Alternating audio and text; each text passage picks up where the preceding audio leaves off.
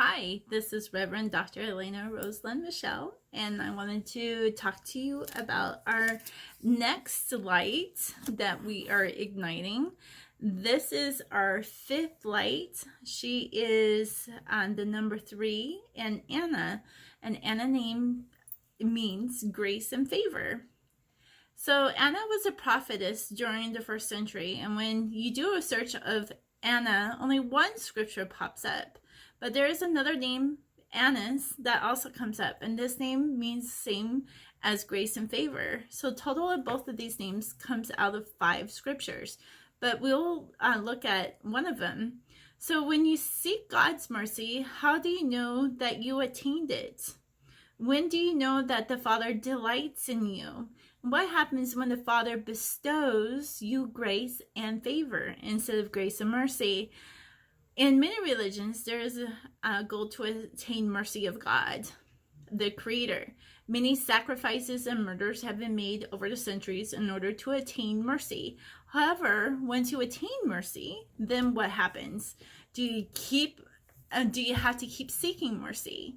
So this is the question that that came to me as I was searching about Anna. So I am here today to tell you that once you find the salvation and grace of the Father and walk in the path of righteousness and purity, then you walk in favor. Then you have delight. So let's take a look at Anna. Luke 2, verses 36 and 37. And there was one Anna, a prophetess, the daughter of Phanuel, of the tribe of Aser. She was of great age and had lived with a husband of 7 years from her virginity. So this is from, she didn't have any other man before her. Now, this is what it tells you that she was not made pure, that she was pure when she was married, okay? And then she was a widow of 84 years, which departed not from the temple, but serve God with fastings and prayers night and day. So how beautiful is that, right? So Anna is grace and favor. She's a prophetess, the one who sees the message of God and gives messages to the people from God. Does what a prophetess does. It's an interpretations of signs and symbols. It's an interpretations of what the soothsayer is looking for. You know, they're looking for different things. That's why there's the wonders and the signs that we are looking for. Is like how you know you're looking for it. There's so many interpretations out there, but there's only one prophetess. This is one Anna. One is leader, and it's the mountain. So she's one. Only one. There's only one prophetess. There is only one right interpretation for the whole entire Bible. So if y'all think that you know, well, you probably don't know. So, and then it comes into Phanuel, which is angel, is the face and vision of God. Wow, so cool. So that was her father. Her father was face and vision of God. Think about that. She's daughter of the face and vision of God. Daughter to the reflection of God. I don't know how anyone misses this. She is a reflection of God because she is God's daughter, Anna. I just get goosebumps when I talk about that. Okay, so the tribe of Aser is actually Asher. And Asher was blessed for the blessings of using oils. Hello, Proverbs 31. Okay, everything keeps going back. Okay, so let me look at the numbers that was here. Because we have one Anna, and then we have, she was a great age, and her husband, lived with her husband 7 years, okay? So she didn't live very long with her husband, but she was a widow of 44 years. So she was 44 years old when she was a widow, but she was only married for 7 years. So let's do some math. What's 44 minus 7? 7. She was 37 years old when she first got married. Okay? That's very powerful. 37 is a power of a 10. 3 plus 7, 10. Okay? And she did not depart from the temple. She stayed on course for 44 years. Okay? And she served God with fastings and prayings. Okay, so 1 is leader. It's a song. It's a prayer. It's mountain. 7 is the door. It's the way. It's the truth. It's the life. It's the blood. It's the rose. It's a pathway of purity and righteousness. Those are all under 7. 4 is a reorder and reestablishment of God's kingdom. Okay? Reorder. It's out of the box traditional things. 4 is abundance. So with this out of the box experience that we're having, we have 4. So it's like 4 and then 4. It gets bigger. So it brings the abundance of heaven and earth, prosperity, God's prosperity. That she's doing all this. So then you add all these together, and actually when you add the 1, 7, 4, that is the stirrings of the energies that we're having right now. So it's not by coincidence, okay? So you add those together, and you have the 7 to 4 together, you have 11. So you have 111. You see the 111? So you're getting ready, prepared for the leader. And for the prophetess, well, she's been here for a while, but prophetess of God. Okay, so then you add, if you do the 11 to the 1 is 12, and you add the 4, you have the 56. And 5 is miracles. 5 is healing, it's water, it's transformation, right? When you do the path of God, you go through a transformation, and that's how you get delight and purity, and that's how you find favor with God. And then you have the 6 again, which is heart. So it all comes right back to the heart. So I know some people is like, no, that's the 4th chakra, but actually 6 is a heart, is what gives us life. It's not just the breath, but the lungs and the heart, they're all in the same area. So it's all those combined that we have, the pumping of the heart and the breath of life. So those are paired together. And then you add those together, and it's 11. It brings us back down to 11. Some people call that twin flame. I call that more of getting prepared for leadership, okay? So when I did this math, it come to 7. So the 1, 6. So we already have the 1 as the leader, song and prayer. The 6 is the love, redemption of man for those who walk in the path that leads to the door, the truth, the life, all number 7s. And yeah, that is really cool. So what is the temple? Temple is the house of God, and the leader, the song, the prayer, the grace and favor, who sees God's vision and gives messages to God's people, the daughter of the one who has the face of and vision of God. From the people of the blessing of oils, who lives with a husband or companion of the righteous path, who was husbandless for the reorder and reestablishment of God's kingdom, for the abundance of heaven and earth, for the love and redemption of man, which is the path, the door, the truth of God, who devotes all her time in the house of God, who serves God in all her life, night and day. When you look at night and day, 24/7, it all comes down to the 13, 1, 3. That comes down to the 4. So the 2 is the woman, the belief, the child, the lily, the moon. The 3 is the Trinity of God, the family of God, and God's messengers. So isn't that cool? That comes to 4, that is the out-of-the-box traditional things. So breaking tradition, because if you have listened to the woman with the alabaster jar or the alabaster box, she didn't just open the seal. She broke it.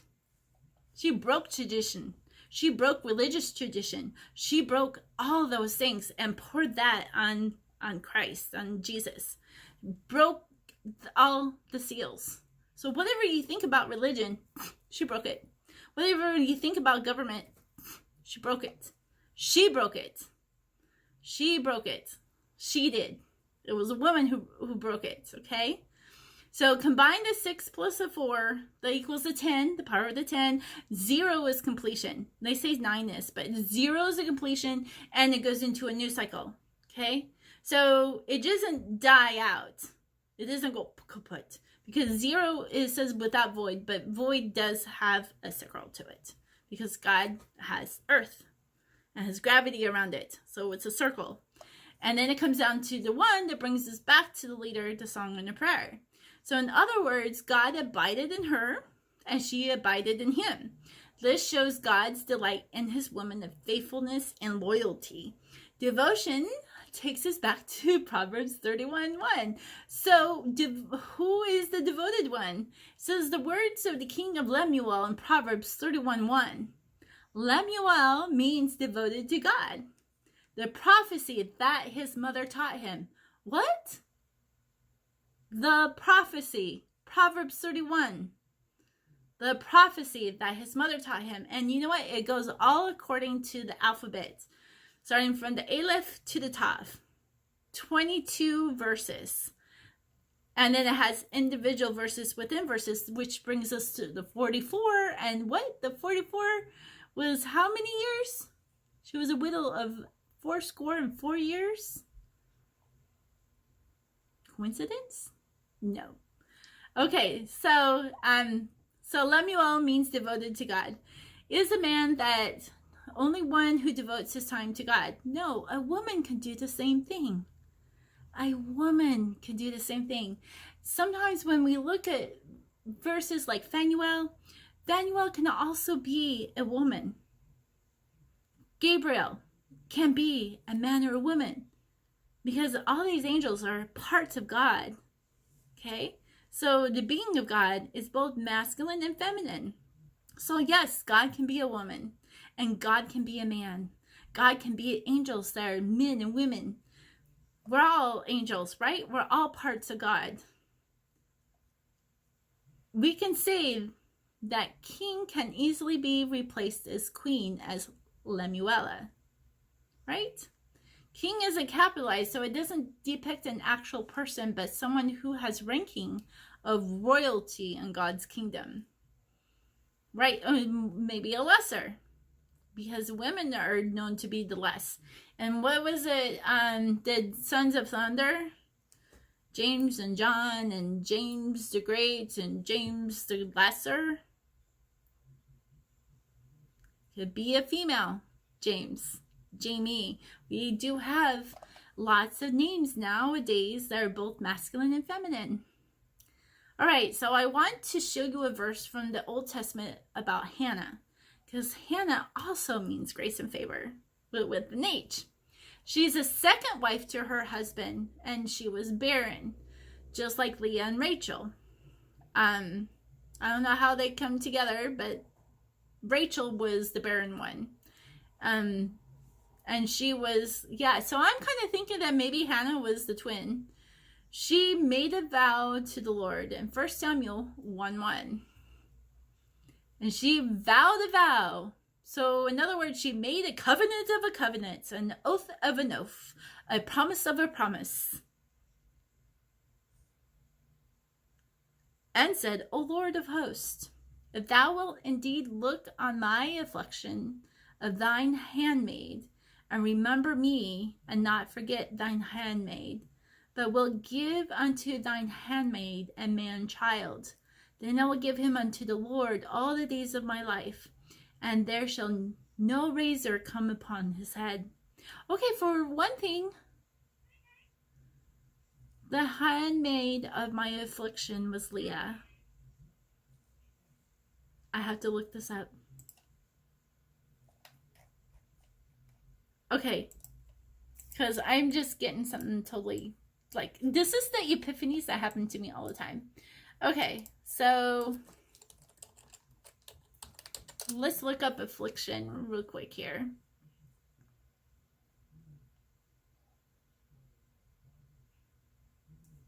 Ishmael. Behold, thou art with child, and shalt bear a son, and shalt call his name Ishmael. because the Lord hath heard thy affliction.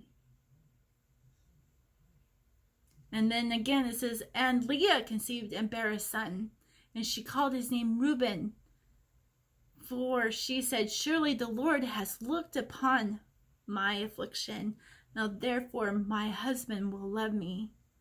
So this is Hagar, and this is Leah.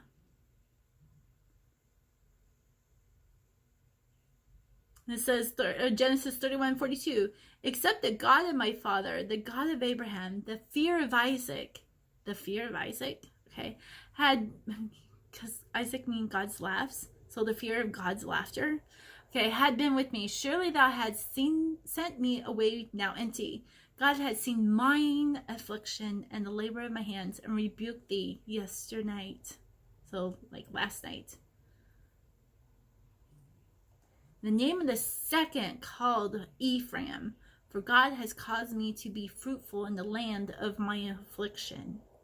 So there is a lot of verses about affliction, but there are 3. That is to the tribes and to Ishmael, to the Muslims. All right, because you're all gonna go, what? Okay, so we have Ishmael, we have Reuben, and then we have Isaac, who has seen his affliction into the labor of his hands, which is comes down into Ephraim. So through Isaac, through the fear of Isaac, and the second he called Ephraim. Okay, so look up those names, and yeah, because that's just like epiphanies. So here Hannah is praying of these things, of on behalf of Hagar and Leah and Ephraim, all these 3 men all at one time. All right, to give a man child, and no razor should touch his head. So grace and favor makes a vow, an oath, a promise that she can have a man child. Okay, but she does it twice. A vow of a vow.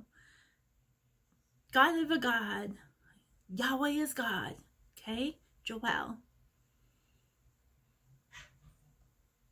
So she have a man child, which is 6 and 2 put together is an 8.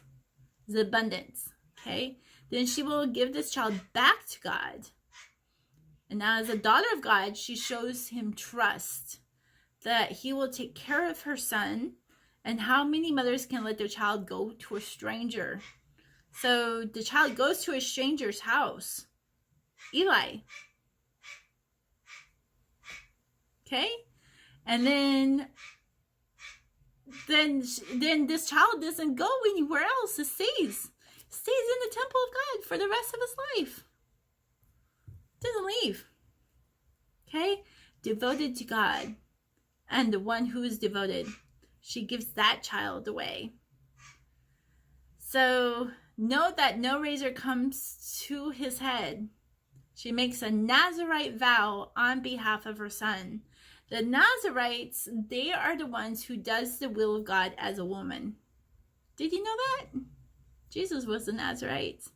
Did the vows on behalf of the woman, because the women are the ones that normally have the long hair.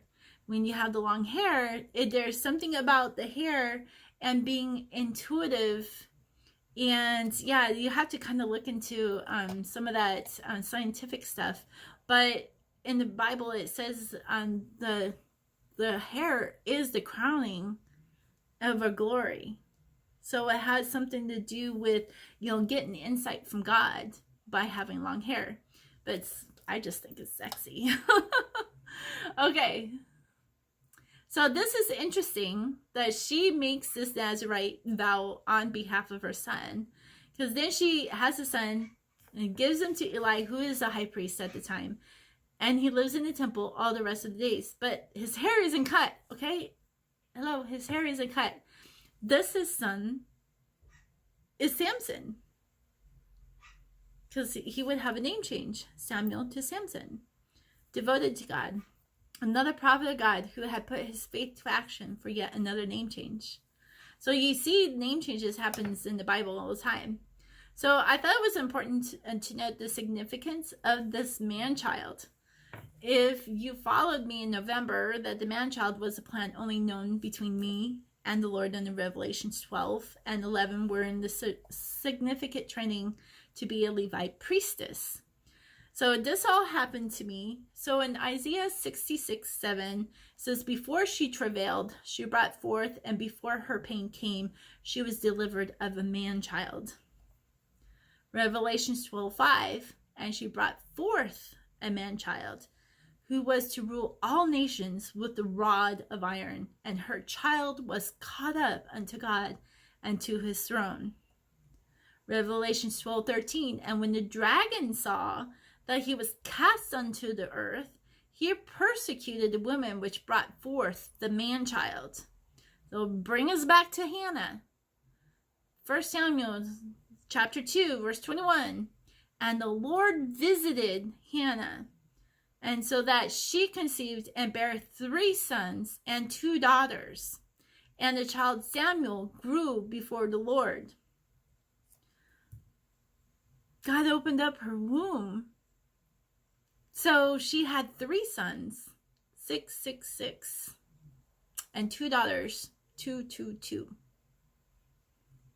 18, 19, 20, 21, 22. So that's where we get the 2 twos. Power to heal, the powerful force. Sons is 666. These sons, the prophets. Hannah found delight in her God. He opens up her womb yet again. She has the 3 sons, the 666, which is the 18, that equals the 9. 9 is prophecies fulfilled and spoken truth. And 2 daughters. 2 plus 2 was 4. These numbers together, because 4 is out of the box traditional things to reestablish God's order. So the numbers, the 9 and the 4 together is a 13. 13 is a very magical number. And that is, Mary must have had another name change to Anna. That equals to 4, an out-of-the-box traditional established in God's kingdom. Notice that this is the same as the 24/7, the 13, and the 4, reordering, reestablishing God's kingdom. The grace and favor is 5. 5. Miracles.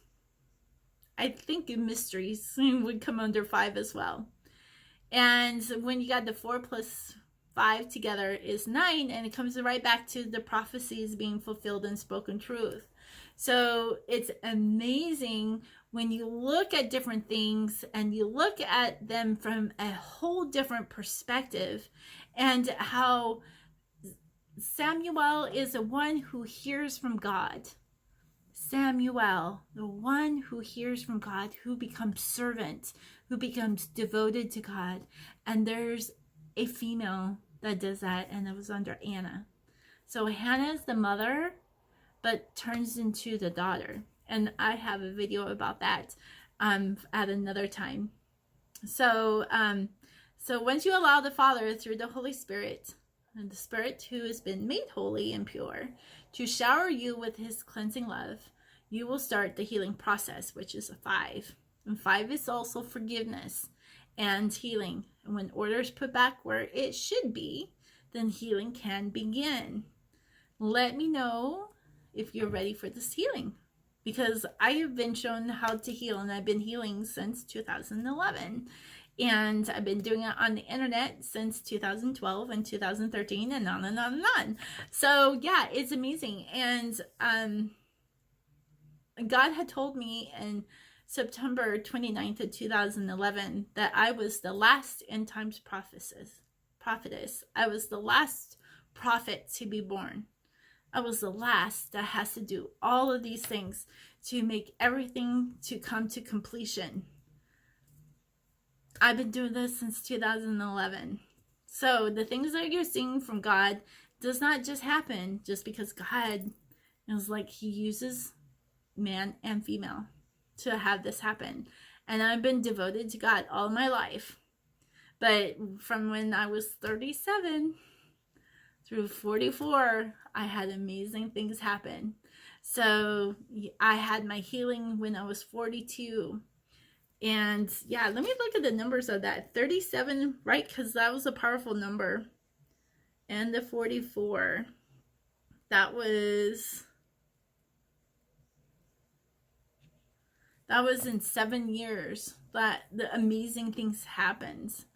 Bad things with great amazing things. All the things that had to come to a conclusion. And I've been sharing a lot of my stuff on the prophet's journey. So definitely keep walking with me, because we have another 2 lights to ignite before the end of March. So thank you for watching, and please share.